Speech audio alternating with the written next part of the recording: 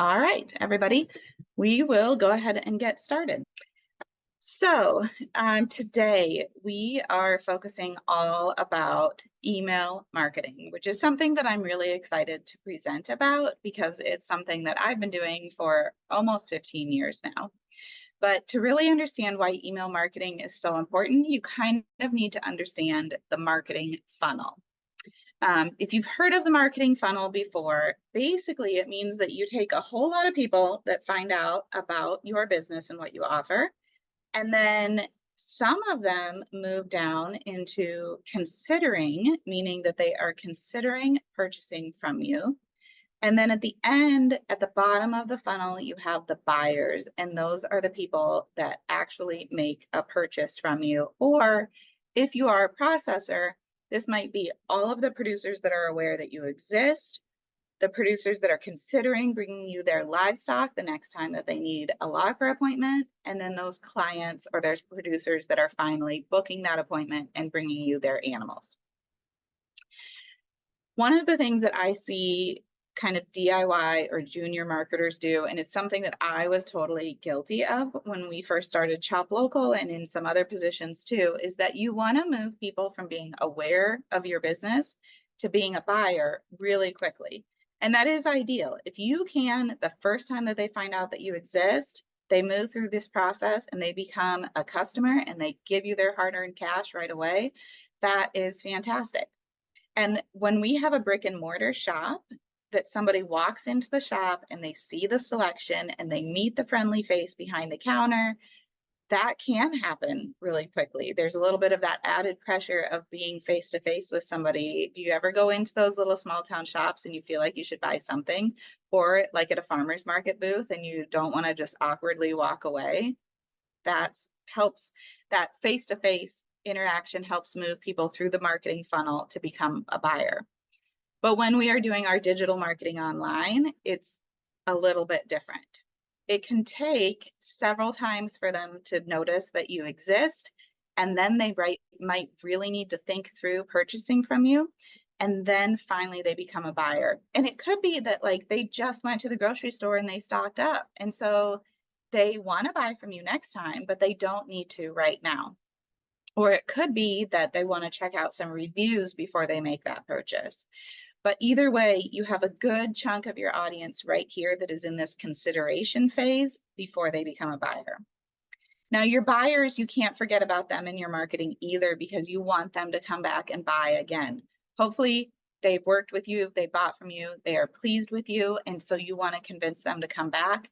This is where email marketing can be super powerful, is in convincing those people that are considering buying from you, and then bringing back repeat customers.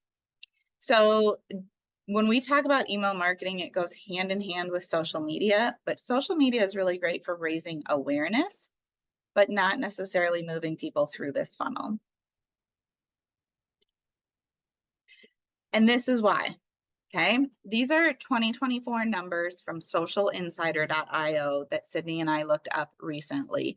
Email has a 40% average open rate. So that's one of the pieces of kickback we always get is, why email? Does anybody read email anymore? Well, yeah, 40% of the people open up the emails that they get.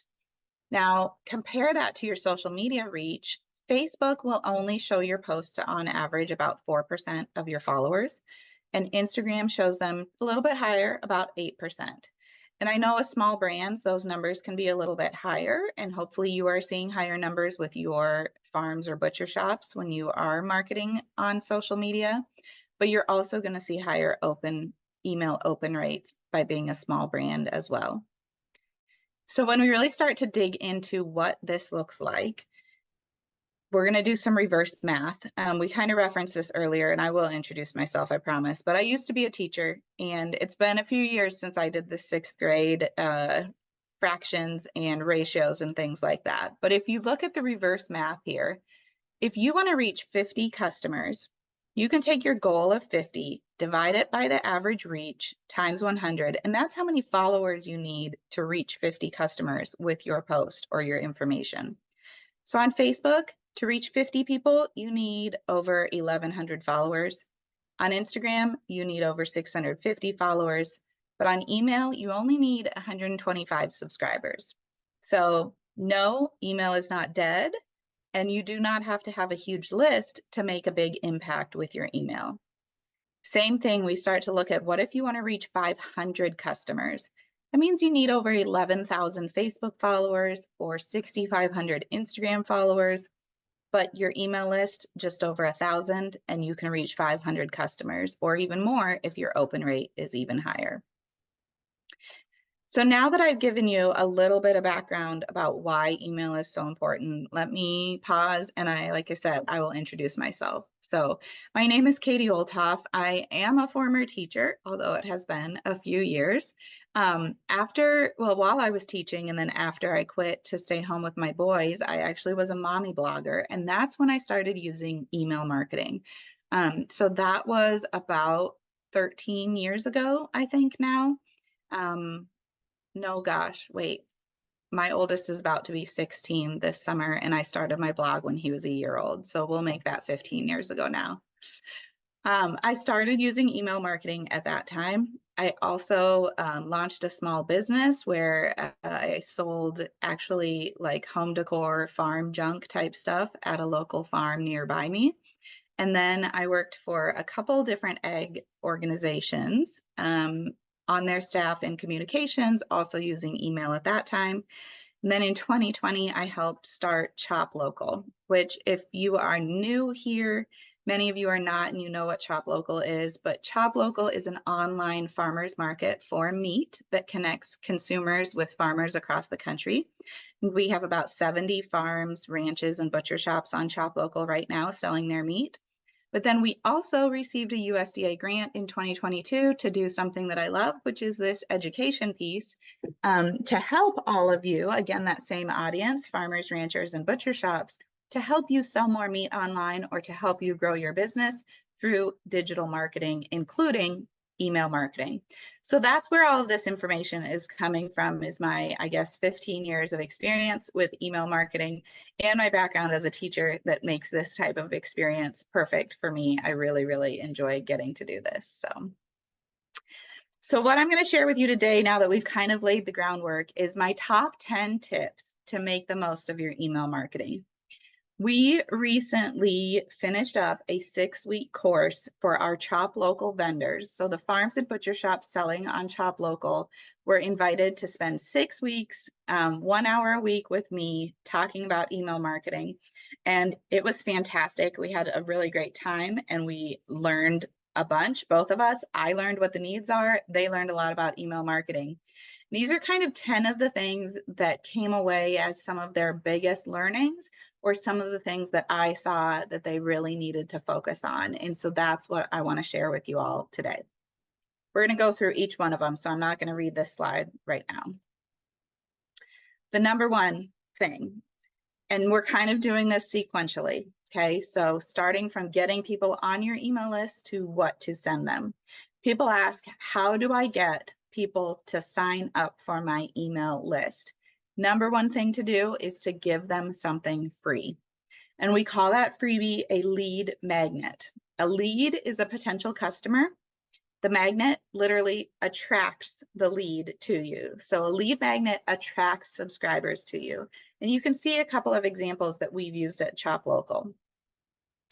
In order to work really well, your lead magnet needs to be aligned with what you offer, and it needs to be valuable to the potential customer. So you think about your ideal customer. If your ideal customer, I just worked on a lead magnet for bison, actually. Bison is a very lean protein, and so a lot of times it's very desirable for people who are watching their calorie intake or are interested in health. And so your lead magnet needs to be tied to their health and well-being, and possibly how bison can help them.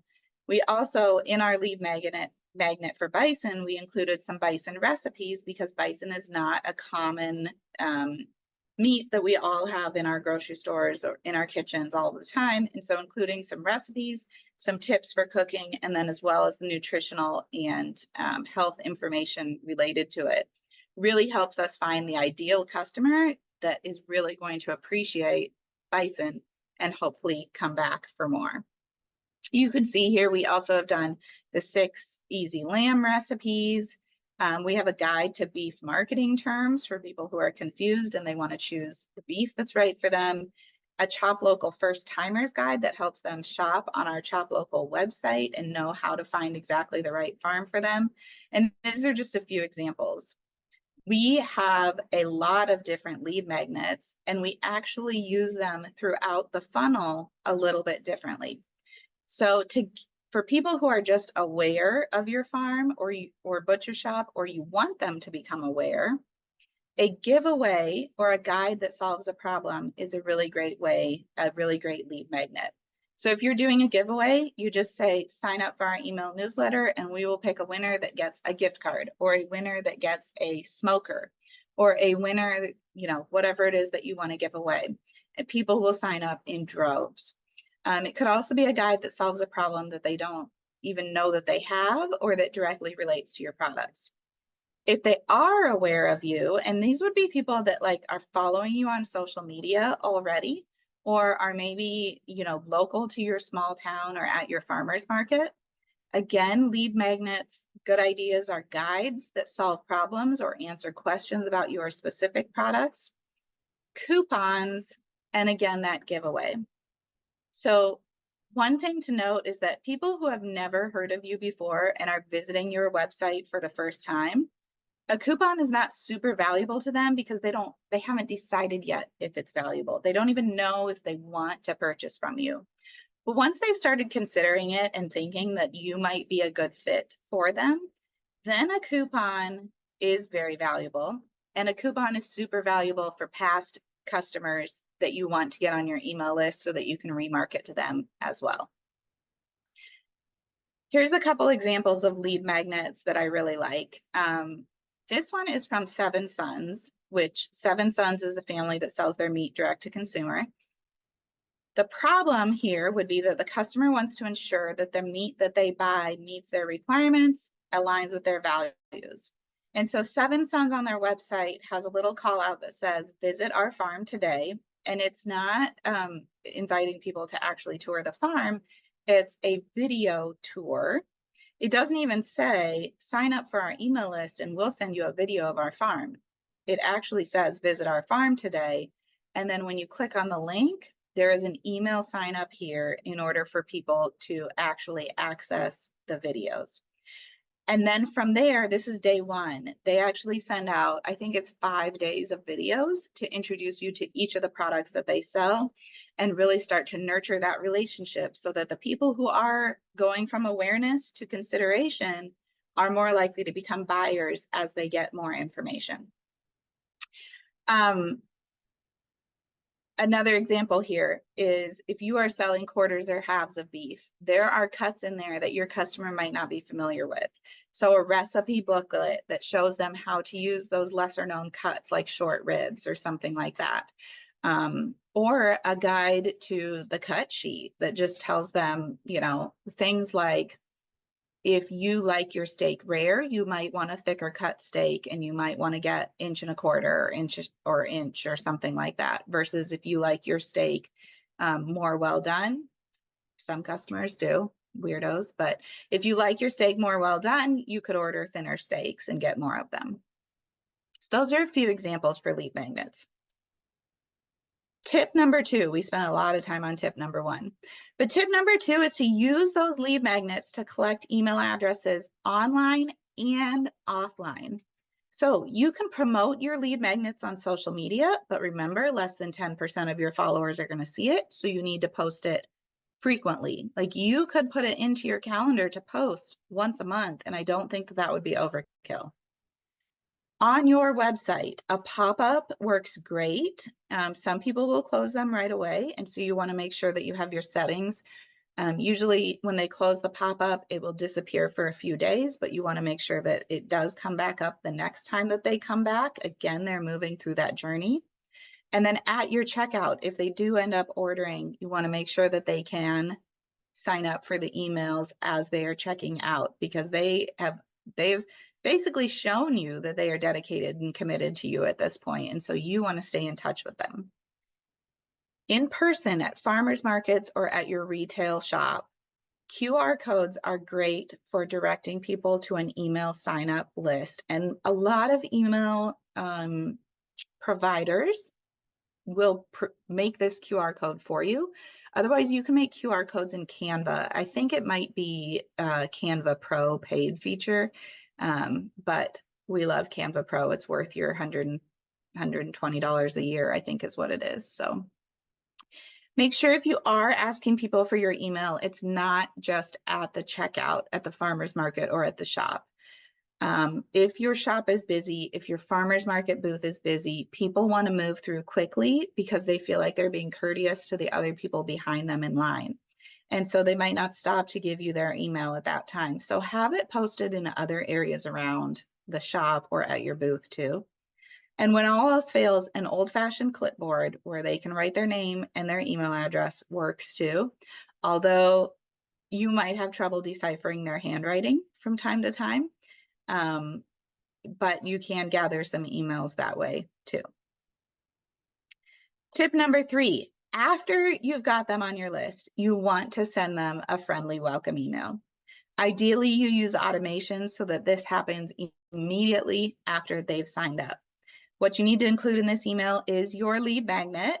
If you have offered them something free, like a guide, I didn't mention, but lead magnets could also be something like a free hat or a free t-shirt or a free meat thermometer, something like that. But include your lead magnet in your welcome email if you've offered them something digital. Have your friendly welcome in there. You're trying to build their trust. Introduce yourself, your farm, your ranch, your business, your family. Give a brief overview of all of the products that you offer, and then make sure that you include how to order or where to find you. They may have seen you at one farmer's market and they don't know that you attend 2 other farmer's markets. Or they may have seen you at a farmer's market while they were in town visiting relatives, and they are ecstatic to find out that you also could ship your meat to them when they are out of town. I do like to include a little bit about what to expect from future emails. And I didn't put this on the list, but a disclaimer that says that you can unsubscribe at any time. So what this looks like is something that says, we're going to be sending you weekly updates about the specials on our farm, or we're going to be sending you regular updates about the specials on our farm, and a little bit more background information about our meat and how it's raised. And then if you can ask a question and get them to respond, this is really, really powerful. This helps to tell your email provider, the recipient's email provider, that this is a valuable email to them. And so they want to interact with it. And it's going to help keep that email from ending up in the promotions folder or in the spam folder. Now, after you sent your welcome email, what else do you send? One of the hesitations I hear from people is that they don't want to do email marketing because people's emails are just totally full. They're inundated with emails all the time, and I don't want to be too salesy. Well, first, being salesy is how you make sales, okay? You have to market your products. But secondly, you don't have to send every email with a strong call to action that says buy, buy, buy. You can send emails in between that provide value, like cooking tips or storage and handling. One of our popular emails is how to thaw your meat. Recipes are great for that. So help them learn how to use your meat is one topic that you definitely want to cover. The other topic I call this building trust, and that's really the getting to know you behind the scenes, the seasonal updates about what's happening on the farm. Behind the scenes photos from a butcher shop are so cool. Think about what you put on social media and don't be afraid to repurpose that into these emails, which kind of leads me into the next topic. There are 2 different types of email formats that you can use. One of them is what I call a newsletter. And I'm going to give you an example from my own life because I do still have kids in school.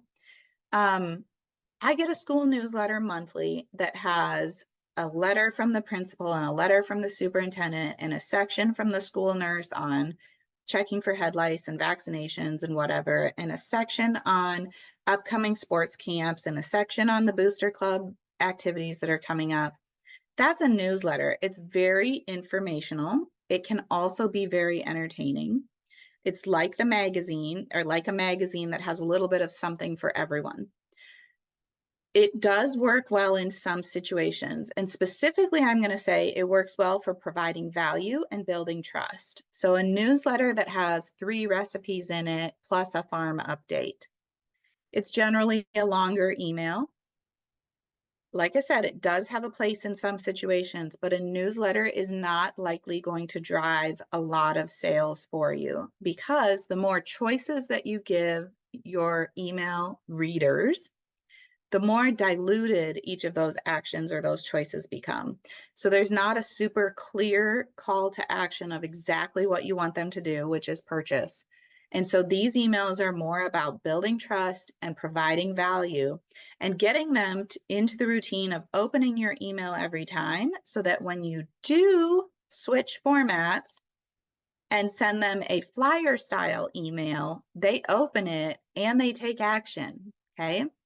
So a flyer style email, I think about, I get my school newsletter, but when it's time for a field trip and my kid needs to pack a lunch and wear her special t-shirt for the field trip, I get a flyer that is just about that from the teacher. So when there's something really important that you want your customers to do, you send a flyer style email with one topic, one very clear call to action. And if it's really important to you, you're going to send it more than once with a sense of urgency. Examples: you're running a sale or promotion, or you really need to drive traffic to a special event. You have a special event coming up. Or you're just feeling the crunch and you really need to get some sales and some cash flow right now. Maybe it is for cash flow purposes. Maybe it's because you've got fresh chicken that you're going to have to freeze if you can't move right away, and then it loses value. Whatever that may be, if you want them to take action, send a flyer style email. Forget all of the building trust, all of the little farm updates. Those will dilute their actions that they take following the email. I hope that made sense, because that's one thing that we talked a lot about in our course. I totally agree that you still want to give them that value and make that connection with them, but you don't have to do it in every single email. Now, something else I'm super passionate about is email design, okay? And really, the way to summarize this is that you need to design for mobile. And it's hard because when we're doing email marketing, we are doing it on the desktop usually. We are looking at it on our computers, but the people who are going to read it are, I think it's up to 70% are going to read it on their mobile device. And so you need to keep that in mind. I looked at these emails here. This one is was a screenshot from a mobile. 2 sentences takes up 5 lines. 5 lines is a considerably sized paragraph for your eye to look at. It looks a little bit overwhelming and it causes people to skim. So the way that we combat that is we leave plenty of blank space. We use super short paragraphs, 1 or 2 sentences. 2 sentences is really pushing it. And I probably should have used shorter sentences. I could go back and edit and take out unnecessary words. You want to keep the entire email short, because even though it doesn't look that big on your big screen, think about how many scrolls it takes with your thumb. I have this theory. Nobody told me this statistic. It's never been proven, but I have this theory that people will do 3 scrolls and that's about it. Then they're done. If they don't see anything in that 3 scrolls that stops them from scrolling, they're moving on. I definitely recommend using bold, italics, and underlines to draw attention to important words and to make it skimmable, and then to use bulleted and numbered lists. You will also notice in both of these emails, it is left aligned. If you have more than 2 lines of text, I like it left aligned. It's much easier for your eye to track it to the next line and to actually read it. And these are things, these tips that I'm giving you here about email design are not just based on like my preferences. Yes, they are my preferences, but in a lot of cases, they are based on psychology and based on what I know about teaching young kids to read, because that's what I used to do. And also, I spent 5 years editing the Iowa Cattleman's magazine, and Jackie was a great graphic designer there. And so we talked about the length of a paragraph in a column in the magazine and what that looks like, and the power of using these bullet points or numbered lists instead. So these are the same types of techniques that newspaper editors, magazine editors have been using for decades, if not hundreds of years, but we need to apply them to reading on this small screen. So lots of white space.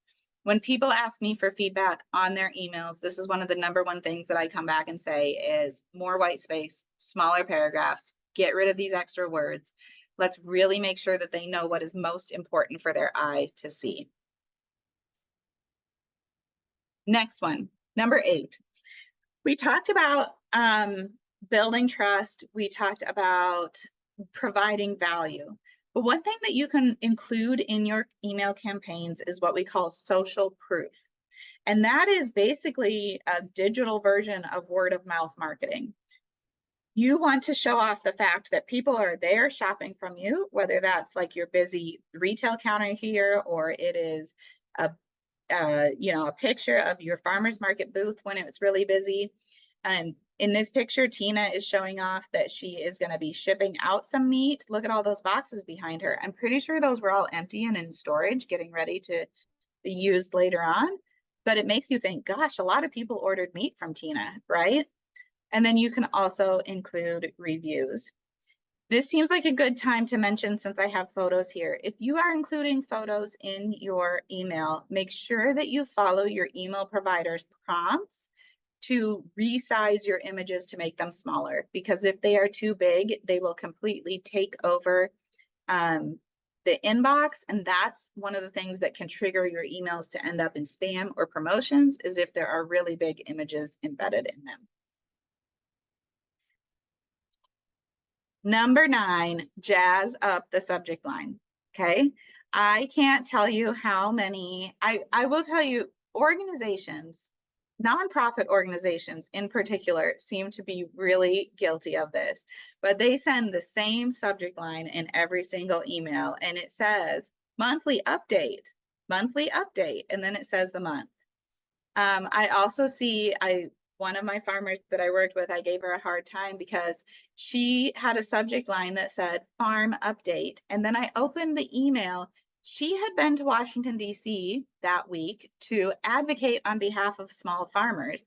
And I was like, Anna, you could have used an email that said, guess where I was this week, or I finally got off the farm, or, something that brings a little bit of curiosity into it is going to get people to click and open up your emails. So I use this example of the AARP magazine because I just read a marketing book by Sabri Subi called Sell Like Crazy. And he gives this example of AARP. It's not the National Enquirer, but it is a very popular magazine that you find at newsstand checkouts, and they use these types of clickbait type headlines to get people to buy their magazine at the checkout, and that's exactly the way that you need to think too. You can also bring in some FOMO, fear of missing out, so some urgency, like going fast, last chance, don't miss out. Lists are super popular anytime you put a number in there. Emojis I use with caution. It kind of depends on your audience, and I feel like emoji use is definitely part of your personal style. I'm not a big emoji user, but I'm a little bit older, so there are people who are big emoji users, and that's fine. I have seen people try to hack the system and put forward at the beginning of their subject line to make people think that this email was actually forwarded to them by someone that they know. I'm not a super big fan of that. I do see it used. It might be effective. I've never done it and I don't love it, but you could try it if you wanted to. If you were going to share a review that somebody gave you, that might be a good place to put forward, because then you could really make it look like somebody emailed you a review and you really are forwarding that on to somebody. Okay. #10, This is a little bit more advanced, but once you get all of those other things in place, you get a good rhythm going. You can actually set up automations that will do the work for you. Maybe automations come first and you go to all those other things later on, but you don't have to sit down weekly or monthly and do an email. You could sit down quarterly and do all of your emails and schedule them. You can also, what we do for Chop Local is we have a welcome sequence, which is a series of emails that builds trust and converts those browsers into buyers. I went over this in the course, but we have, I think, about 13 weeks of emails, and they start out a little bit more frequently every 2 or 3 days, show people how to use Chop Local, how to find a farmer near them. They do get a coupon that they can use for being a new email subscriber. And then as we go on, the emails spread out a little bit, and we have one that focuses on lamb, and one that focuses on bison, and one that focuses on thawing your frozen meat, and one that talks all about how our producers are shipping their meat so that they can feel more comfortable with how it's going to arrive to them.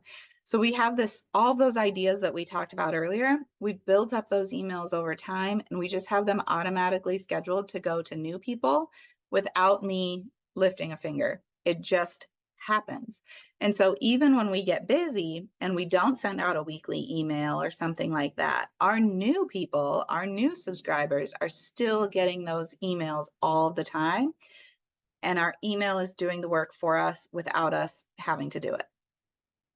Second automation that is really great is an abandoned cart automation. It reminds people who start an order to come back and finish it. Because we know that that happens. People put things into their cart. It's one of my favorite pastimes is to put clothing into my online shopping carts and then never check out with it, right? So my email is full of abandoned cart emails. On Chop Local, we actually take care of this for our vendors so they don't have to worry about it. They get an automatic email from Chop Local, the customers do, reminding them to finish their order. And then a post-order sequence could be 2 or 3 emails that ask for reviews and invite the customer to order again. After a certain period of time, if the customer has not come back in a few months to order again, we do give them a coupon. We dangle that carrot to get them to come back and order again. So those are my top 10 tips. I'm going to take a look at this question. How much time should you put between the welcome emails? Excellent question. So I do like to put them a little bit closer together when we start out. 1 or 2 days, back to back, one day after another, or 2 or 3 days. One of the things to think about, and hopefully this doesn't get confusing, but if you are also actively sending regular email updates, we don't want that brand new person that's just signed up for your email to also get your regular email updates and end up with 3 or 4 emails in a couple of days or something like that. And so I think it kind of depends on the rest of your email sequence. I hope that that helped. If you do have questions, go ahead and put them in the Q&A for me. Otherwise, give me a quick raise your hand if you have learned something new so far today, if you feel like this has been helpful for you so far. Good, we got a couple. Oh, great. I love watching all these hands raised. This is fun, isn't it, Sydney? Okay, awesome. You can put your hands down. So I am really glad that that was helpful, because that was my goal, was to give you something that you can take away today that will enhance your email marketing. If you want to go deeper into this, we are taking that course that I just did with our Chop Local vendors, and we are relaunching it. It's going to be 6 weeks. It's going to be live. It's going to be right here during this time frame, 2 p.m. Central Time on Wednesdays for the next few weeks. And this is basically what we're going to cover. I know that this is kind of small. Let me go to the next. I'll read these to you here. So the first one is getting set up for success. There are basically 10 steps that I say that you should do in your email marketing account that are going to help you get established and make it easier for you down the road. Draft and design emails like a pro. This is where I'm really going to talk to you about design and show you a ton of different options or different examples of how you can design your emails to get a lot of information in a way that people can skim really quickly. And it's something that we come back to throughout the course because, like I said, I found that it was something that people really needed to see more examples and really put in action. Number 3, how to get strangers to want to sign up for your email list. We did talk about lead magnets for quite a while today. We're going to get so much deeper into that as far as lead magnets that work. We might cover, I'm actually running some ads to lead magnets right now on Facebook, so I'm testing out the best strategies for those ads. We'll talk about how to design your lead magnet, how to deliver it, that type of thing. Session 4 is going to be more about the types of emails to send, how to structure those newsletters versus flyers. And we go through a list of, I think at the last count, there were 39 different topic ideas that you could use to build trust, provide value, and then have those sales emails too. Session 5, use email marketing automations. You can't read the bottom of that, but we're going to talk about automations. And then in session 6, we're going to talk about the numbers.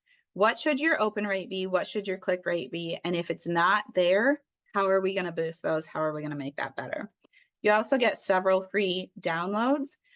These are just a few of the reviews from the last round of the course that we did. Like I said, it was a great experience, and I loved seeing the results of our farms that we worked with. So one of them, Fluffy Butt Farms, had started with her email marketing. She wanted to make sure that she was using every feature available in MailChimp. That's what we typically use. But she says here that her open rate was averaging 30 to 40%, which is very respectable. But by the end of the course, it was averaging 50 to 60%. And people were coming to her at the farmer's market saying that they had seen her emails. Linda was a beginner to email marketing, did not use it whatsoever, was very overwhelmed at the beginning. I loved this message where she says, I may be the tortoise in the class, but I'm proud of the distance I've traveled. Thank you for your help and patience. So even if this is brand new to you and seems overwhelming, it is possible. Linda is proof. And then Gerald has taken a couple different courses with us, and he was very active getting on the group every week. He let me use his emails for examples and show him again how to break it up into shorter paragraphs, and had great feedback for us as well. I'll let you look over this. We have another, not a question, but something helpful from Leisha, who said, I recently used the AI option to jazz up her subject line in a MailChimp newsletter, and the options were way better than anything I came up with. Yes. So we have used AI to draft emails or in like the subject lines, or to come up with ideas too. It can definitely make your job easier. Sometimes they get a little bit cheesy. And I'll give the example of, like, if I use the AI option in MailChimp and it gave me a bunch of emojis, and emojis are not my style, and I've never used an emoji before in my life, it could go two ways. People reading it could be like, whoa, what's Katie doing with these emojis? I better open this up and see what's going on. Or they could be like, this seems totally fake because it's not like Katie whatsoever, right? So I guess what I'm saying is use AI with caution and use it smartly, but it can definitely be helpful for you. So if you are interested in this course, we have uploaded it to our CHOP Local University website. Sydney, did you drop the link in the chat, or can you? Okay. So it's also on the homepage at choplocaluniversity.com. It's email marketing / email marketing. It starts a week from today. So you only have a few days to sign up for it. Like I said, I'm really excited. I don't anticipate that we will be offering this course again live anytime soon. We may offer a recorded version of it, but that's not nearly as much fun. We will probably do some other live courses later throughout this year. And so this one is going to be the one chance to get the email marketing course and to go through all of these things, get that coaching, and plus, you and I can do a one-on-one marketing consultation where we can talk through, if you're having trouble, where is the problem? What is that looking like? Are there other things in addition to email marketing that we think that you should really be focused on? What can we do to really help you build your meat business? And so you'll get that one-on-one consultation when you sign up for the course as well. There any other questions that we have right now? One of the questions that we do get asked a lot is which email platform is best. I have used MailChimp since the beginning of my email marketing journey. I have used a couple other platforms along the way in different positions, and I keep coming back to MailChimp. I think it is fairly user-friendly. It integrates with a lot of different platforms, and it does integrate with the Chop Local platform for our vendors as well. And so the course will use examples from MailChimp. If we talk about specifically how to do something on the technology side, it is going to be talking specifically about MailChimp. But a lot of the things that you saw, like the ideas for what to send, the email design tips, those are obviously universal no matter what platform you are using. Another question we get asked is, how often should I send emails? How often is too often? And my response is that I think that you can send it up to twice a week during your busy seasons or when you have really important things that you want to send out. I think if you send it less than once a month, it's going to be a lot less effective.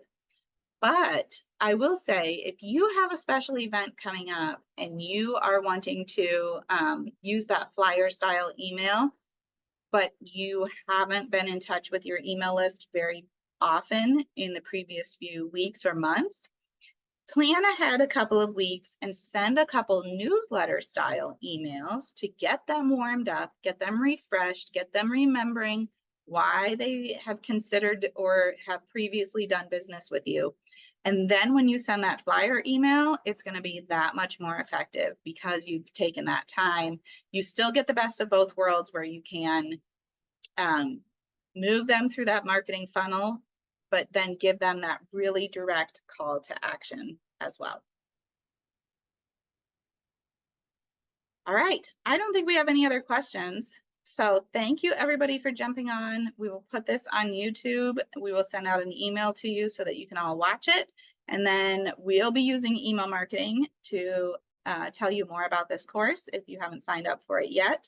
We'll send a couple more emails over the next few days before we launch the course next week.